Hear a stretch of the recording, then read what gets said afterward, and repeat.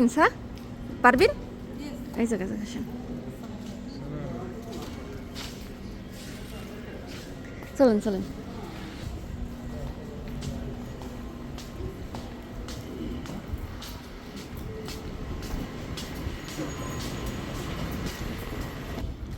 পানাতে পান নিয়ে এসেছে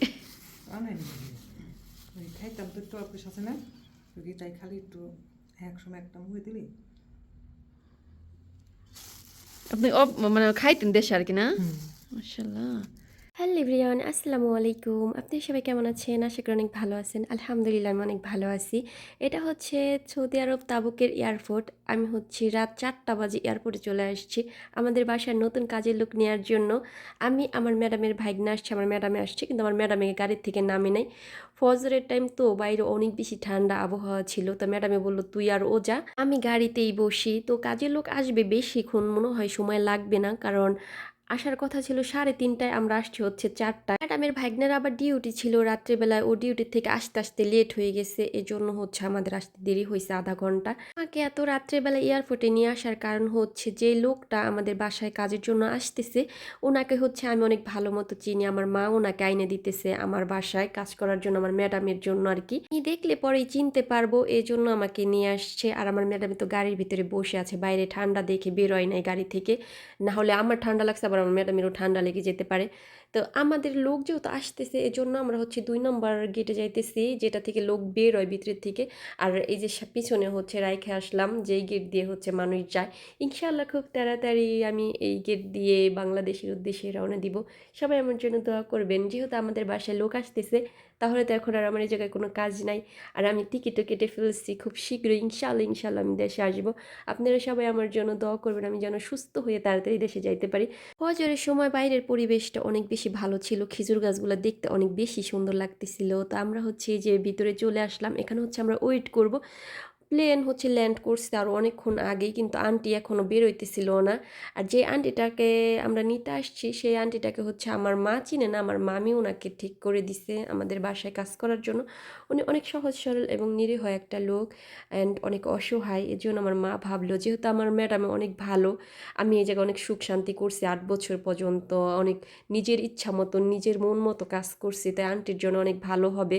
আমাদের বাসায় আবার লোকজনও কম, তাই চীনা পরিচিতর ভিতরে এরকম অসহায় একটা মানুষ খুব কষ্ট মষ্ট করে, এজন্য মা ভাবছে তো ওনাকে এনে দিলে ভালো হবে, উনি একটু সুখ শান্তি করে এখানে থাকতে পারবে। ওনারও 2টা মেয়ে আছে, মেয়েদেরকে ভালো মতো মানুষ করতে পারবে।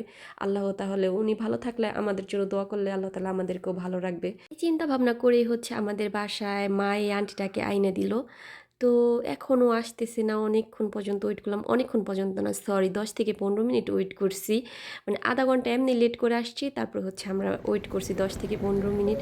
ফাইনালি ওই যে দেখা যাইতেছে মনে হয় আসতেছে আসতেছে। আর এই জায়গা থেকে এত মানুষ লাকিস নিয়ে বেরোইতেছিল। আর এটা হচ্ছে জিদ্দার ফ্লাইট, মানে জিদ্দা থেকে তাবুকে আসছে। ওই যে আন্টিটা আসছে।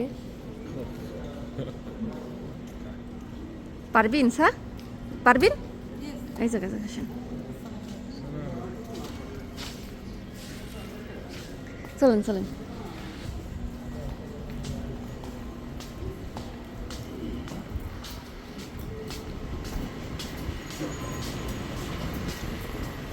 আন্টির সাথে আমার আগে পরে কখনো দেখা হয় নাই এবং কি কখনো কথাও হয় নাই, তবে আমার মা আমাকে ছবি পাঠাইছিল, আমি একবার ওনার ছবি দেখছিলাম। আর উনি হচ্ছে 2 বছর পর্যন্ত একটা দালালকে নিজের পাসপোর্ট দিয়ে রাখছে বিদেশে আসবে আসবে বলে, কিন্তু দালালটা ওনাকে এত বেশি ঘুরাইতেছিল ঠিক মতো, মানে ওনার সব কিছু কমপ্লিট হয়ে গেছিল, যেমন মেডিকেল, পরে হচ্ছে আপনি ট্রেনিং, বেশিরভাগ জিনিসই ওনার কমপ্লিট ছিল। তারপরেও হচ্ছে দালাল ওনাকে আনতেছিল না কেন জানি না। পরে আমার মামির সাথে ওনার পরিচয় হয়েছে, মামির থেকে হচ্ছে মার সাথে পরিচয় হয়েছে। যাই হোক আসলো, সবাই ওনার জন্য দোয়া করবেন, কারণ উনি একদমই নতুন, আগে পরে কখনো কোনো রাষ্ট্রে যায় নাই। ওনার হাজব্যান্ড মারা গেছে আরও 10 বছর আগে, ওনার 2টা মেয়ে বাচ্চা আছে। উনি আর কি মেয়ে বাচ্চা 2টা নিয়ে অনেক অসহায়ভাবে জীবনযাপন করতেছিলেন। ইনশাআল্লাহ এখানে আসছে হয়তো ভালো কিছু করতে পারবে, অন্তত বাচ্চা 2টাকে ভালো মতো মানুষ করতে পারবেন। তো উনি অনেক নরম ভদ্র একটা মানুষ, সত্য কথা বলতে যতটুকু বুঝছি ওনার সাথে কয়েকদিন থাইকা। তা আন্টিকে হচ্ছে আমি কাজ কাম সব কিছু আমার বাসার বোঝাই দিতেছিলাম। আমার ম্যাডামে ওনাকে এজন্য একটু আগে আগে আনছে, যাতে হচ্ছে আমি থাকতে থাকতে ওনাকে সব কিছু বুঝাই দিতে পারি। যেমন আমার ম্যাডামে কানে শুনে না, কানের মেশিন লাগানোটা, পর হচ্ছে কাপড় ধোয়ার মেশিন, কাপড় শুকানোর মেশিন, রান্নাঘরে কোনটা কোন জায়গায় রাখে না রাখে, ওনাকে হচ্ছে আমি সব কিছু কয়েকদিন থাইকে শিখাই টিকাই দিব। পরে হচ্ছে আমার যখন ডেট পড়বে, আমার টিকিট কাটা হয়ে গেছে, মানে আমি আমার টাইম অনুযায়ী চলে যাব। আমি যখন আমার ম্যাডামকে বলছি যে মামা আমি চলে যাব, আমি থাকবো না, আর এই ডিসিশনটা হচ্ছে আমার যখন দাদা মারা গেছে, আমার দাদা মারা যাওয়ার হচ্ছে 4-5 দিন পরে আমি ডিসিশনটা নিছি। না হলে আমি আরও অনেক লেট করে যাইতাম, 1-1.5 বছর পরে যাইতাম। কিন্তু আমার দাদা মারা যাবার আর আমার নানা মারা যাবার পর থেকে আমার মনটা অনেক বেশি খারাপ ছিল। আর আমি চাই নাই যে আমি দেশে গিয়ে আবার আসবো। এজন্য হচ্ছে আমি মানে তাড়াহুড়া করে না, 8 বছর হয়ে গেছে, আর কত থাকবো বলেন আপনারাই। মানে ডিসিশন নিয়েছি যে আমি একেবারেই বিদেশ থেকে দেশে চলে যাবো, আর কখনোই বিদেশে আসবো না, আর আমার আসার কোনো প্রয়োজনও নেই। আপনারা আমার জন্য দোয়া করবেন, আল্লাহ তাআলা যেন আমাকে অনেক ভালো একটা লাইফ দেয়, আমি যেন সুন্দর মতো বাংলাদেশে যাই মানে চলাফেরা করতে পারি, বাঁচতে পারি, আমার জীবনটা যেন অনেক সুন্দর হয়।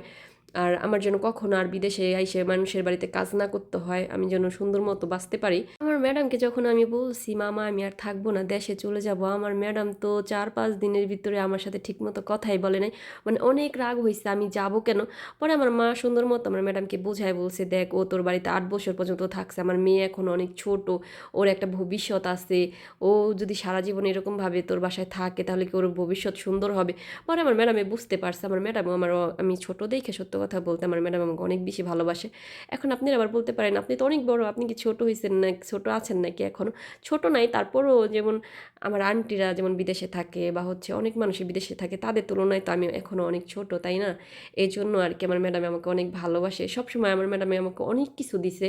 তখন যেটা খাইতে চাইছি সেটাই তখন এনে দিছে, নিজের সন্তানের মতো কখনো আমার সাথে খারাপ আচরণ করেন। বাসার বেশিরভাগ কাজই আমার করা হয়ে গেছে, 2টা কম্বল ছিল, তো ভাবলাম এই কম্বল 2টা ধুয়ে রেখে যাই। সুপারি দেখা দেন খাইলে পান নিয়ে এসেছে। আনেন ওই খাইতাম তো একটু অফিস আছে না, যদি তাই খালি একটু এক সময় একটা মুখে দিলি। আপনি মানে খাইতেন দেশে আর কি না? মাশাআল্লাহ। আর টিস্যু আনছেন কে? এই দেশে টিস্যুর পালা, বাবারে বাবা, এই দেশে টিস্যু ছাড়া কিছু কোনো কাম করে টিস্যু নেই। আর এই যে আপনি কাপছুন না, হ্যাঁ ইনশাআল্লাহ আমি চলে গেলে পরে আমার রুমে এলো থুয়েন নি কাগু। তোমাকে এই সিটি আর আমি চলে যাবেন না, তারপরে হয়েছে যে রুমে একটা সুন্দর করে যে ডোয়ারের মধ্যে আছে যে এই 3 দেয় তোমার খালাই দিছি তোমার মামি। মানে এটা খুলেন তো আন্টি। আন্টি রাত্রেবেলায় আসছে, তো দুপুর পর্যন্ত ঘুমাইছে, আমিও ঘুমাইছিলাম, ঘুমের থেকে উঠে অনেক কাজ টাজ করলাম।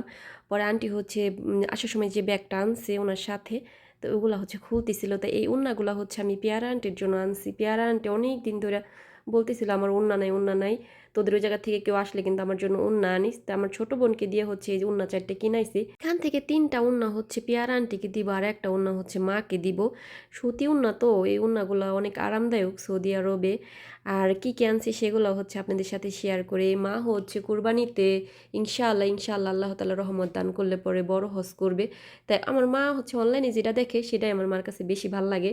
অনলাইন থেকে অর্ডার দিয়ে হচ্ছে যে একটা জামা বানায় আনছে, আমার কাছে একটু ভালো লাগে না, দেখতেই ভালো লাগতেছে। এক ধোয়া দিলে পরে মনে হয় যে একবারে জামা কাপড় নষ্ট হয়ে যাবে কেমন জানি। আবার 4 বছর আগে একবার দেশে গিয়েছিল, 2 মাস থাইকে আসছে, তাই তখন আবার জামা কাপড় বানাইছিল।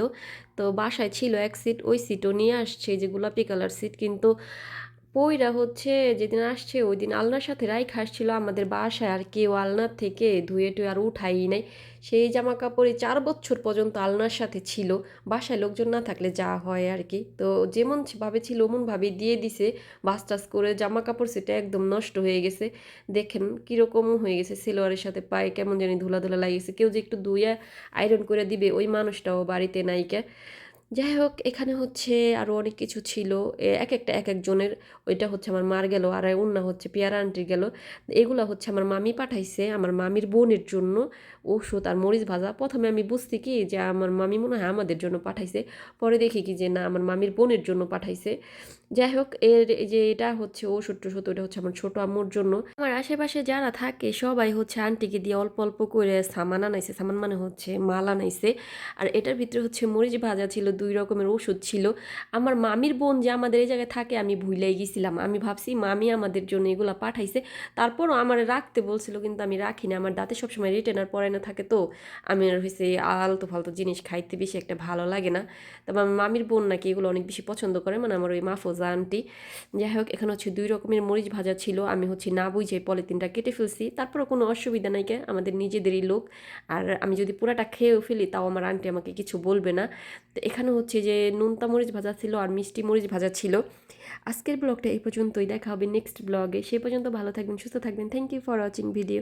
আর এটা হচ্ছে সুফিয়া আন্টির মেয়ে পাঠাইছে। আল্লাহ হাফেজ।